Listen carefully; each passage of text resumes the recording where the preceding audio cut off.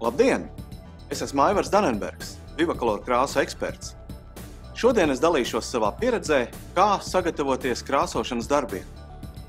Katrs pieredzējis krāsotājs pirms darba uzsākšanas visu labi apsver.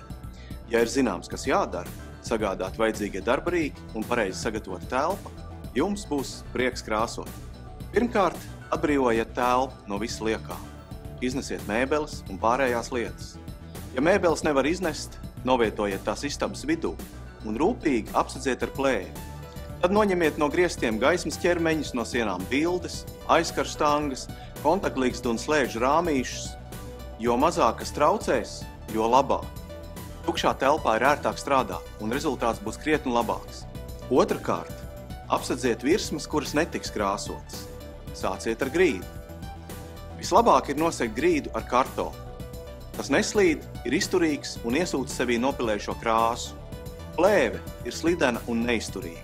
Lai vēl drošāk pasargātu virsmu, kartonu var klāt divās kārtās. Nākamais solis – detaļu aplīmēšana ar krāsotāju līmlentnēm. Daudz vieglāk ir līstes, detaļas un citas virsmas laikus aplīmēt, nekā vēlāk tās tīrīt no krāsas. Rūpīgi piespiediet līmlentes malas, piemēram ar plastmasas slāpstiņu, lai krāsa nevarētu pakļūt zem lentes. Un par darba rīkiem. Drošam darbam būs vajadzīga putekļu maska un aizsargbrilles. Putekļu masku lietojiet slīpējošu pakteli, bet aizsargbrilles pasargās acis, griestu slīpēšanas un krāsošanas laikā.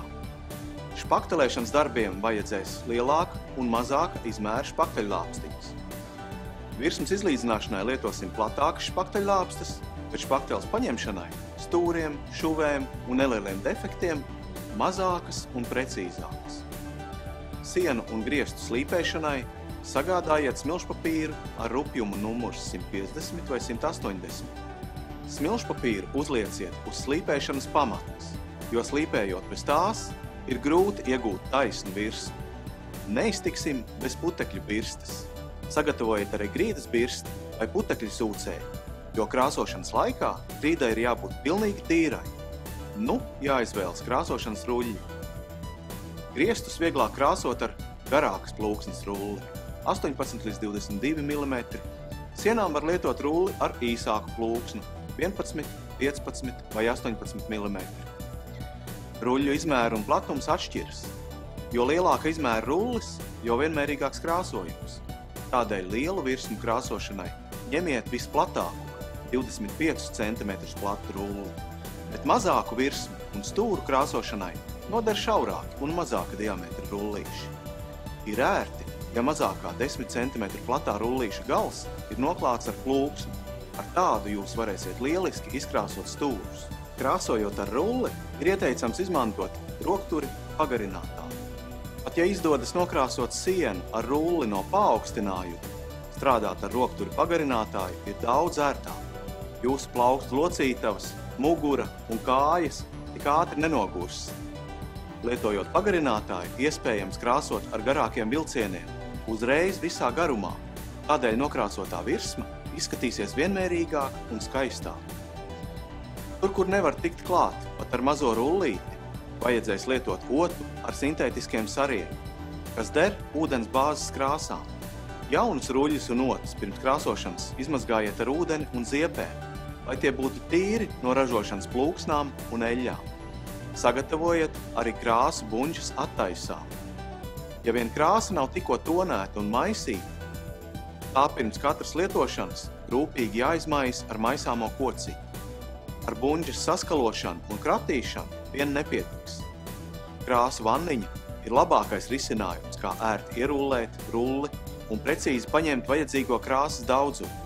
Ja rulli iemērts tieši krāsas buņģā, tas netiek vienmērīgi noklāts ar krāsu.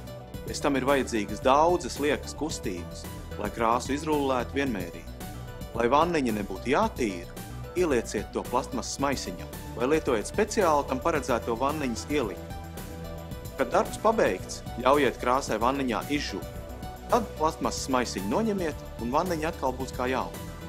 Bez vajadzības neturiet atvērtu krāsas buņģes vāku, lai tā lieki neizžūst un nepiebirst ar gružiem. Novietojiet krāsas buņģi tādā vietā, kur tā netraucēs krāsojot, bet tomēr būs par rokai, lai ātri varētu papildināt krāsu vanniņā.